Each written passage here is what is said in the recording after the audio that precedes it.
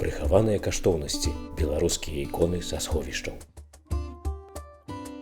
Шановныя радыёслухачы і гледачы нашага відэо на YouTube-канале. Мы знаходзімся ў музеі старажытнай беларускай культуры, Цэнтр даследаванняў беларускай культуры, мовы і літаратуры Нацыянальнай акадэміі навук Беларусі. І працягваем знаёміцца з калекцыяй гэтага цудоўнага музея, з яго зборамі. Мы ўжо тут размаўлялі пра некаторыя абразы і працягваем знаёмства з іншымі помнікамі гэтай калекцыі. Сёння мы пагутарым пра, не побаюся гэтага слова, хрестаматыйны абраз у зборах нашага музея. Чаму хрестаматыйны? Таму што, напэўна, ніводная выстава нашага музея не абыходзіцца без гэтага абраза. На вокладцы першага, менавіта грунтоўнага такога альбома, я маю на ўвазе не каротенькія даведнікі, якія выдаваліся, там, дзе была пэўная інфармацыя пра калекцыі нашага музея, а вось першы альбом, усё ж такі каляровы, дзе прадстаўлены шматлікія нашы калекцыі, быў выдадзены ў 2004 годзе, і на вокладцы менавіта гэты абраз прадстаўлены. Ну і, безумоўна, ён займаў сваё ганаровае месца ў сталай экспазіцыі, куды абавязкова вернецца. Зараз у нас якраз вядзецца абнаўленне экспазіцыі, там абавязкова гэты абраз будзе таксама знаходзіцца. Сёння мы з вамі размаўляем пра адзін з найбольш ранніх спісаў цудадзейнага абраза Божай Маці Бялыніцкай. Я нагадаю, хаця я думаю, што шмат хто ведае, бо цудадзейны абраз, які быў менавіта ў Бялынішах і шанаваўся там на працягу стагоддзяў, даволі вядомая святыня на Беларусі, нягледзячы на тое, што гэта святыня страчана.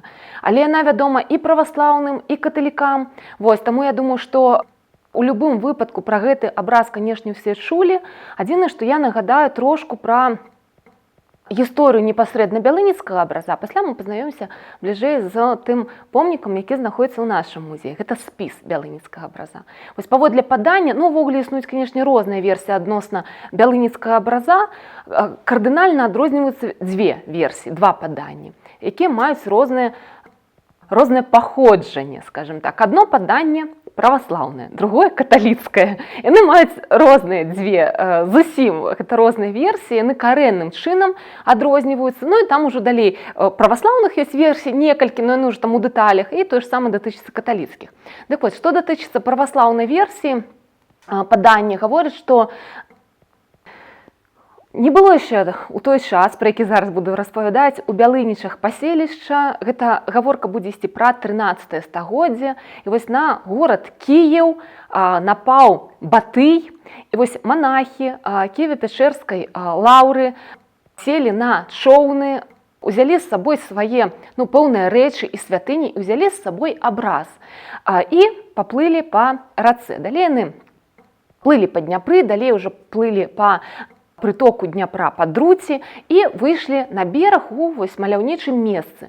Там яны спыніліся, і вось на тым месцы уначы ззянне ад гэтага абраза, які быў разам з манахамі, настолькі моцнае сыходзіла ззянне, што ноч стала белай. Было светла, як удзень. І вось там гэтыя манахі вырашылі спыніцца. Там, паводле падання, быў заснаваны манастыр, і там заняў сваё месца ў гэтым манастыры гэты абраз. Разам з тым, хочу сказаць, што гэта толькі паданне, якое не падмацавана нічым, ніякімі фактамі, ніякімі ні знаходкамі не падмацавана адносна існавання ў Бялынішах у 13 стагоддзі манастыра. Нічым гэта паданне не падмацавана, яно з'яўляецца ў 19 стагоддзі. Фактычна, яно з таго часу пачынае тыражыравацца, публікавацца, ідзе ў народ, што называецца. А існуе іншая версія, якая ўжо сапраўды мае пад сабой такую навуковую аснову. Тут ужо справа, канешне, асабіста ў кожнага свая, каму ў што верыць, у якую версію. Можна верыць і ў гэтае паданне, якое нічым не падмацаванае, можна, скажем, прытрымлівацца іншай версіі. Паводле іншай версіі, якраз у Бялынішах, на той час ужо гэта паселішча існавала, у 17 стагоддзі, у 20-е гады 17 стагоддзя быў заснаваны каталіцкі кляштар ордэна кармелітаў. Заснаваны ён быў канцлерам Вялікага княства Літоўскага Львом Сапегам. Калі ішло афармленне храма, інтэр'ера касцёла, так? Вось у той перыяд, ну, зразумела, што ствараліся і абразы для гэтага касцёла, і тады яўна быў напісаны гэты абраз. Ну, вось паводле даследаванняў, непасрэдна вось ужо навуковых, хутчэй за ўсё абраз гэта быў створаны ў сярэдзіне 30-х гадоў 17 стагоддзя. Адразу хочу сказаць, што сам вось гэты цудадзейны абраз Божай Маці Бялынінскай, я думаю, все, конечно, ведаюць, што, на жаль, гэта страчаная святыня для Беларусі. Невядома, дзе знаходзіцца гэты абраз, ён знік у гады Вялікай Адчыннай вайны. Вось, і не захаваліся нават яго фотаздымкі. Захаваліся толькі літаратурныя апісанні і захаваліся гравюры і літаграфіі, якія з яго друкаваліся, ну, як свайго роду рэпрадукцыі ось у ранейшыя часы.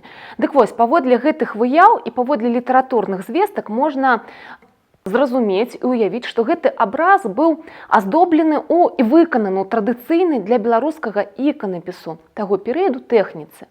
Яго фон быў аздоблены выразаным па ляўкасе арнаментам. Я распавядала, напэўна, у некаторых нашых выпусках пра гэта, а для тых, хто гэта прапусціў ці не памятае, я нагадаю, што ўжо 16 стагоддзі, ўжо на канец 16 стагоддзя гэта, скажем, рыса праяўлялася, а ў 17-м яна ўжо і ў 18 стагоддзі была такой вот яскравай рысай, характэрнай рысай для беларускіх абразоў. Тое, што фон абраза, тая прастора, якая не занята была выявамі, упрыгожваўся рэльефным арнаментам. Рэльеф гэта ствараўся па тоўстым слою ляўкаса. Вот абразы пісаліся на дошках, на дошку наносіўся тоўсты слой такого своеасаблівага грунта, ляўкас гэта называецца, і далей уже па ляўкасе ствараўся вось гэты арнамент. Ён мог праразацца, мог ляпіцца, ну вот рэльефны быў. Ну і далей уже ён там залаціўся альбо серабрыўся. Такіх абразоў дастаткова шмат у нашых музеях, і ёсць таксама у нашых храмах. 17-18 стагоддзе, вот пераважна, калі гэта дасягнула росквіту. Дык вось, можна меркаваць, што і абраз Божай Маці Бялынінскай такім жа чынам быў аздоблены. Таму ўжо гэта сведчыць пра тое, што гэты абраз, ну, яўна быў напісаны, ну, вось сапраўды, ну, не раней, як бы за 17 стагоддзе. У 16 стагоддзе гэта ўжо таксама праяўлялася ў цэлым, але там былі іншыя іканаграфічныя элементы, што датычыцца ўжо самой выявы. Таму легенда пра 13 стагоддзе ці нават пра больш ранейшы перыяд, ну, пра 13 гэта уцёкі з Кіева ад Батыя, вось, пад сабой навуковыя асновы не маюць.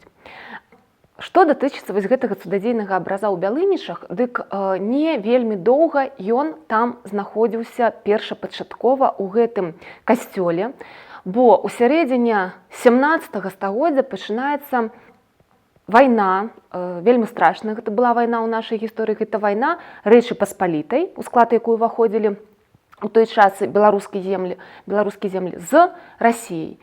І вось Бялынічы, паселішча, якое знаходіцца, ну, фактычна на памежжы, недалёка ад памежжа, і зразумела, што той рэгіён найбольш цярпеў. І вось манахі, кармеліты бяруць сваю маёмасць з сабой, бяруць свой абраз, вось гэты прыгожы. На той момант яшчэ ён не быў шануемы, цудадзейны, яшчэ на той момант ён не праславіўся цудамі, прайшло толькі, ну, фактычна 2 дзесяцігоддзі, хутчэй за ўсё, з моманту яго напісання і з моманту яго знаходжання ў гэтым касцёле.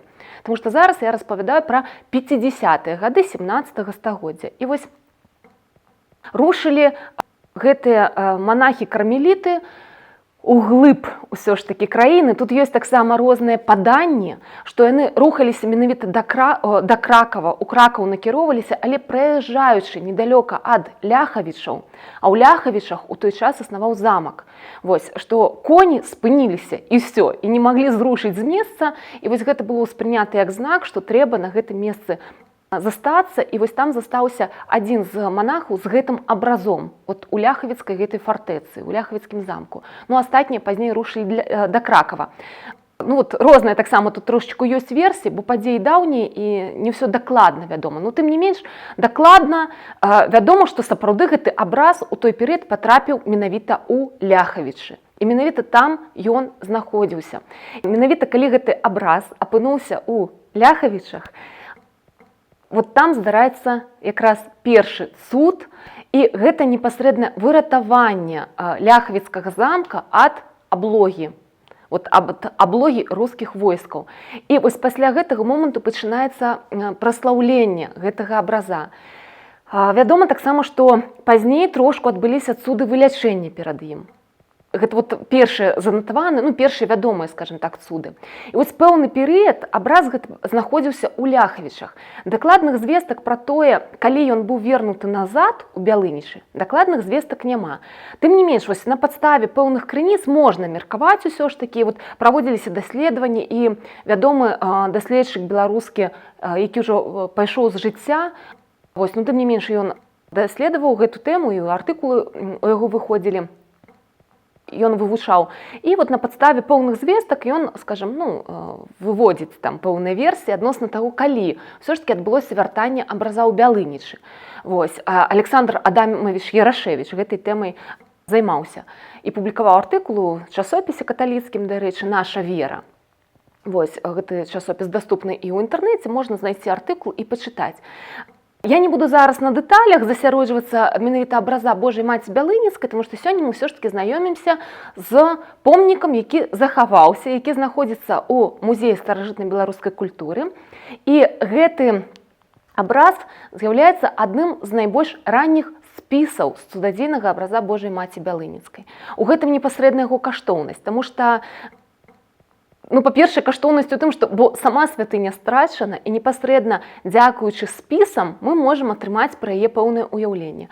І, безумоўна, найбольш раннія спісы сведчаць ужо пра тое, што фарміруецца культ, тое, што фарміруецца ўжо традыцыя праслаўлення пэўнага абраза як цудадзейнага. І пакуль абраз з Бялынічаў знаходзіўся ў Ляхавічах, у гэты перыяд, яўна і былі выкананы спісы, якія на дадзены момант з'яўляюцца найбольш раннімі сярод вядомых.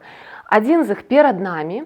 Гэты абраз паступіў у музей старажытнай беларускай культуры з царквы ў паселішчы Сноў, гэта Нясвіжскі раён, але ў Снове ён апынуўся, калі быў перададзены туды з царквы ў вёсцы Тарэйкі, гэта Нясвіжскі раён.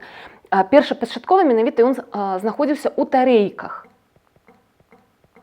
Другі абраз, які быў напісаны ў той жа перыяд, гэта сярэдзіна 17 стагоддзя. Фактычна, адразу яўна пасля гэтага першага цуда, пасля праслаўлення абраза, пасля выратавання Ляхавіцкага замка, Ляхавічаў, яўна тады паўстаюць гэтыя спісы. Другі спіс знаходзіўся ў касцёле Нясвіжа. У адным з касцёлаў, там іх у ранейшыя часы было шмат, і ў 19 стагоддзі разам з іншым начыннем касцёльным, разам з алтарамі шыкоўнымі разьбянымі, ён быў перададзены ў касцёл у Новай Мышы Баранавіцкага раёна, дзе ён зараз і знаходзіцца. Тыя, хто бывалі падчас вандровак, можа быць, у Новай Мышы і звярталі ўвагу на той абраз, яго фатаграфавалі, ды і ўвогуле ён даступны таксама яго выяву ў інтэрнэце, могуць параўнаць выяву з помнікам у нашым зборы, яны сапраўды вельмі падобныя. Асноўнае адрозненне, якое кідаецца ў вочы, гэта колер вопратак анёльчыкаў, якія трымаюць карону. Там яны чырвоненькія, тут яны залацістыя. А так абразы вельмі падобныя, і цалкам верагодна, што пісаў іх, магчыма, адзін і той жа мастак, таму што ў адзін і той жа час яны былі выкананы. Яўна і памеры іх, тут уже трэба дакладна вымяраць усё ж такі. А так і каларыт, і все астатняе вельмі падобна сапраўды. Гэтыя абразы і у Новай Мышы, і абраз у музеі старажытнай беларускай культуры, з якім мы знаёмімся, напісаны на палатне. Абраз Божай Маці Бялыніцкай, калі меркаваць па звестках літаратурных, ён быў напісаны на дошцы. Ужо ў 17 стагоддзі, у сярэдзіне 17 стагоддзя палатно ўсё ж такі больш шырока стала выкарыстоўвацца, хаця выкарыстоўвалася тады і дошка для напісання абразоў. Але тут важны момант, на які трэба звярнуць увагу і трэба ўлічваць. Магчыма, гэтыя абразы былі напісаны кімсьці з прыдворных мастакоў-радзівілаў. Магчыма. Таму што касцёл у Нясвіжы, для якога быў выкананы абраз, ён менавіта фундаваўся радзівіламі. І царква ў Тарэйках, яна была фундавана радзівіламі толькі не з нясвіжскай ардынацыі, а з клецкай. пакуль што вот такія звесткі, і улічваючы тое, што абразы гэта выкананы на выдатным узроўні з веданнем еўрапейскага мастацтва тагачаснага. Тут прасочваюцца рэнесансныя рысы. Тут сапраўды можна меркаваць, што гэта быў выдатны майстар, прафесіянал, які знаёмы быў са здабыткамі тагачаснага еўрапейскага жывапісу. Гэта быў не іканапісец непасрэдна, які працаваў толькі, напрыклад, над напісаннем абразоў, вот як па традыцыі, так? А гэта быў жывапісец, хутчэй за ўсё, які мог выконваць і партрэты, там, і выконваць іншыя нейкія жывапісныя палотны. І вот гэта мой абумоўлены, хутчэй за ўсё, выбар матэрыялу. Вот ён пісаў на палатне матэрыял, які шырока ўжываўся для жывапіснай асновы ў той час, вот, у еўрапейскім мастацтве. Што датычыцца гэтага абраза, цікавы такі эпізод. Мала вядомы быў да нядаўняга часу, тым не менш ужо гэта, скажам, выяўлена, гэта ўжо апублікавана. Гэты абраз пакуль знаходзіўся ў тарэйках у царкве, ён таксама там шанаваўся як цудадзейны. Гэта быў уніяцкі храм, грэка-каталіцкі, пра які ідзе гаворка. Дакладнай інфармацыі пра дату заснавання гэтага храму ў тарэйках я не знаходзіла, хоць вот я займалася гэтай тэмай. Вось. Вядома, што фундацыя яшчэ ў 17 стагоддзі была, але хутчэй за ўсё не быў тады заснаваны па нейкай прычыне храм. Вось такое магло быць. Таму што вядома, што праводзіліся праверкі візітацыі храмаў, грэка-каталіцкіх храмаў, вось, напрыклад, нясвіжскага дэканату, куды ўваходзіў і гэты храм па сутнасці. І вот у візітацыях 17 стагоддзя, якія там пачатку 18 стагоддзя, які ахоплівалі гэту мясцовасць, гэта царква не фігуруе у гэтых візітацыях. Значыць, хутчэй за ўсё, там яе не было ў той час па нейкай прычыне. А ўжо у сярэдзіне 18 стагоддзя царква там існавала, і абраз, які там знаходзіўся ў галоўным алтары, ён не згадваецца, дарэчы, як бялыніцкі, згадваецца проста абраз Божай Маці. Але па ўсіх звестках і там згадка ідзе і пра накладныя кароны і шаты, а гэты абраз так і паступіў, дарэчы, у музей. І сапраўды ёсць шаты і кароны, якія былі на гэтым абразе, проста падчас рэстаўрацыі яны былі дэманціраваны, іх ужо назад не чаплялі, таму што гэта шкодзіць ўсё ж такі помніку, гэта прымацаванне прарывае палатно, таму яны асобна у нас захоўваюцца, вот яны ёсць. Вядома, што гэты абраз знаходзіўся ў тарэйках, і пры гэтым вядома, што адзін з абразоў у царкве у тарэйках шанаваўся як цудадзейны. І вот розныя якраз звесткі не пакідаюць сумневаў, што якраз гэта ён і ёсць, той, які шанаваўся як цудадзейны.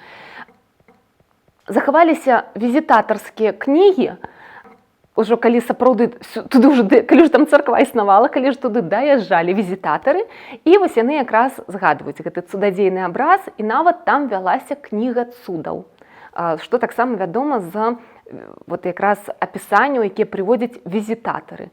Кніга цудаў, дзе занатоўваліся тыя цуды, якія адбываліся перад гэтым абразом. Я не здарма крыху прыгадала пра гісторыю той царквы, дзе знаходзіўся гэты абраз. Гаворка ідзе пра царкву ў вёсцы Тарэйкі. Справа ў тым, што абраз відавочна, па стылістыцы, па ўсіх асаблівасцях напісаны быў у сярэдзіне 17 стагоддзя. Царква была збудавана, па сутнасці, праз стагоддзя. У Тарэйках дагэтуль царквы не было. І таму пакуль што застаецца невысветленым пытанне, дзе гэты абраз знаходзіўся першае стагоддзе сваёй гісторыі, і для якога храма менавіта ён быў створаны.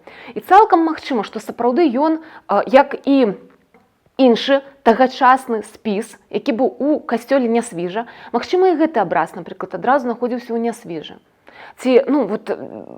Гэта пакуль што не высветленае пытанне. Невядома дакладна, для якога касцёла ці царквы ён быў створаны. Тым не менш, ён патрапляе ў Тарэйкі. Такая з'ява была даволі пашыранай, калі з цудадзейнага абраза выконваліся спісы, і яны ў выніку таксама станавіліся шануемымі. Гэта было дастаткова распаўсюджана. Вельмі шмат, напрыклад, было шануемых спісаў Божай Маці Чанстахоўскай. І гэтых шмат спісаў шануемых было і на Беларусі. былі шануемыя спісы з абраза Божай Маці Жыровіцкай. Напрыклад, у Малых Лядах існаваў манастыр, там і зараз манастыр існуе. Зараз гэта праваслаўны, раней быў грэка-каталіцкі, і там быў спіс абраза Божай Маці Жыровіцкай, які шанаваўся як цудадзейны у Лядах. Таму такая практыка была. Тым не менш, даволі часта гэта інфармацыя бывае страчана. Даволі часта бывае, знаходіцца ў музеі пэўны помнік, але не высветлена яго гісторыя пакуль што. Таму што таксама людзі, якія гэтым займаюцца, навукоўцы, не могуць усё адразу ахапіць, і паступова раскрываюцца вось такія цікавыя факты, цікавыя эпізоды, якія сведчаць пра тое, што у нашым музеі знаходзіцца цудадзейны абраз. Таму запрашаем да нас у музей, калі ў нас пачне працаваць экспазіцыя. Спадзяёмся, што гэта будзе ўжо напрыканцы гэтага года. У музеі старажытнай беларускай культуры, акрамя калекцыі іканапісу, ёсць і шматлікія іншыя калекцыі, сярод якіх ёсць такая нешматлікая, але каштоўная калекцыя дакументаў гістарычных.